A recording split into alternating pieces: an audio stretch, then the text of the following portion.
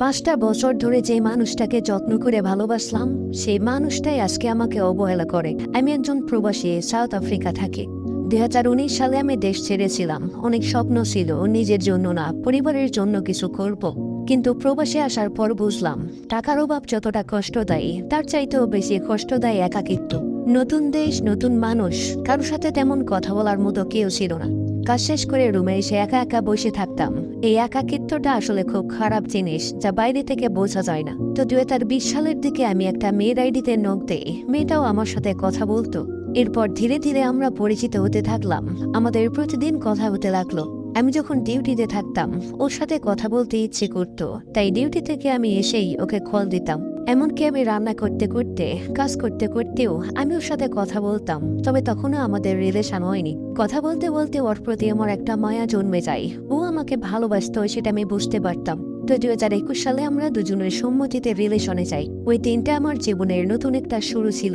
আমি ভাবতাম, আমি প্রবাসে থেকেও আমি আমার আপন মানুষকে খুঁজে পেয়েছি। আমি তাকে খুব ভালোবাসতাম, অনেক বিশ্বাস করতাম। ও কিছু বলার আগেই আমি বুঝে যেতাম যে তার কি দরকার, সে কি চাইল। সে কোনো কিছু চাইলে আমি একবারও না বলতে পারতাম না। নিজের চাওয়া, নিজের শখ সব বাদ দিয়ে আমি শুধু তার জন্য বাঁচতাম। তবে তার অনেক সমস্যা ছিল। সে অনেকের সাথে কথা বলতো, আড্ডা দিত, মানুষ অনেক কিছু বলতো সম্পর্কে, কিন্তু আমি কারো কথা শুনিনি। আমি শুধু ভাবতাম, মানুষ তো মিথ্যা কথাও বলতে পারে। এভাবেই কেটে গেল 5 বছর। 2021 সাল থেকে 2026 সাল। ভালোবাসা, খুনসুটি, রাগ সবকিছু মিলেমিশে আমাদের 5টা বছর খুব সুন্দর করে কেটে গেল। কিন্তু সম্পর্কের বয়স বাড়ার সাথে সাথে ধীরে ধীরে সবকিছু বদলাতে শুরু করলো। যে মেয়েটা একসময় আমার জন্য অপেক্ষা করত, আগে থেকে নিজে কল দিত, খোঁজ খবর নিত, সে এখন আমার মেসেজের রিপ্লাই দিতে চায় না, অনেক লেট রিপ্লাই করে। আমি কাজ শেষ করে রুমে এসে অপেক্ষা করে যা একটু কথা বলবো, কিন্তু সে ব্যস্ত থাকে। সে অনলাইনে থাকে ঠিকই, কিন্তু আমার সাথে তেমন কথা বলতে চাইতো না। আমি কিছু জিজ্ঞেস করলে সে রাগ করত। সে এখন আর আমাকে আগের মতো গুরুত্ব দেয় না। কথায় কথায় আমাকে ছোট করে কথা বলে, কখনো কখনো এমন ভাবে কথা বলে যেন মনে হয় আমি তার জীবনে কেউ না। ওর এই অবহেলাগুলো আমাকে অনেক কষ্ট দেয়।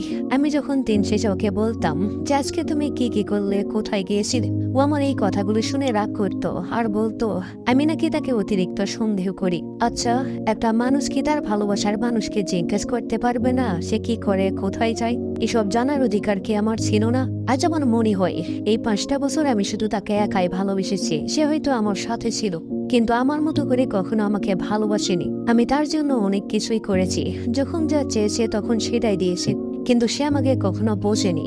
উল্টো আমি তার কাছে খারাপ হয়ে গেছি। আমি জানি না সে কেন আমার সাথে এমনটা করলো। আমার কি দোষ? এত যত্ন করে ভালোবাসলাম, এটাই কি আমার দোষ? নাকি নিজের চেয়েও বেশি বিশ্বাস করতাম, এটাই আমার দোষ? আমি জানি না তুমি এই কথাগুলো কোনোদিন শুনবে কিনা, তবুও বলছি, আমি তোমাকে অসম্ভব ভালোবাসি, এটা তুমি জানো। আগে তুমিও আমাকে ভালোবাসতে, নিজে থেকে খোঁজ নিতে, কথা বলতে, আমার জন্য অপেক্ষা করতে। কিন্তু এখন এখন সবকিছু বদলে গেছে। এখন আমি মেসেজ দিলে তোমার রিপ্লাই দিতে দেরি হয়, কল দিলে তুমি ব্যস্ত থাকো, আর অনেক সময় ইচ্ছে থাকলেও তুমি কথা বলতে আসো না। আমি বুঝতে পারি তুমি আর আগের মতো আমাকে ভালোবাসো না। তুমি জানো, আমি তোমাকে নিয়ে অনেক স্বপ্ন দেখেছিলাম। ভেবেছিলাম সারা জীবন আমরা একসাথে থাকবো, কিন্তু এখন মনে হয় এই স্বপ্নগুলো শুধু আমি একাই দেখেছিলাম, তুমি দেখোনি। আমি এখনো তোমার জন্য অপেক্ষা করি। কাজ শেষ করে যখন রুমে আসি, তখন মনে হয় তুমি আমাকে সময় দিবে, কিন্তু না, তুমি আমাকে অবহেলা করো। ওই যে আমি যখন তোমায় জিজ্ঞেস করতাম কি করো, কোথায় ছিলে, কার সাথে ছিলে, তুমি তো এসবকে সন্দেহ মনে করতে। কিন্তু না, আমি তোমাকে সন্দেহ করি না। আমার তোমাকে নিয়ে চিন্তা হয়, সেজন্যই ওসব বলি। আমি কখনো তোমাকে দোষ দিতে চাই না। হয়তো তোমার মনটাই বদলে গেছে, হয়তো তুমি আর আমাকে আগের মতো ফিল করতে পারো না।